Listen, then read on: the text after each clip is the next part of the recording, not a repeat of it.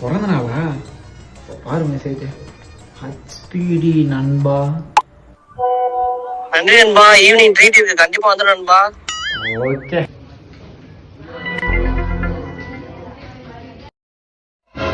டேய் எங்கடா போன இவ்வளவு நேரம்? கொஞ்சம் லேட் ஆயிருச்சுடா. சரி வந்து உட்கார சாப்பிடுவா. மாப்ள ரைஸ் பக்காவா இருக்கு மாப்ள. போறப்பு தான் நல்லா ருசிச்சு சாப்பிட கிடக்குது. அத நினைச்சுதான் மனோபோலாகும் பருக்குது. டேய் என்னடா ஒரே ஒரு வடை தான் வைக்கிறாங்க.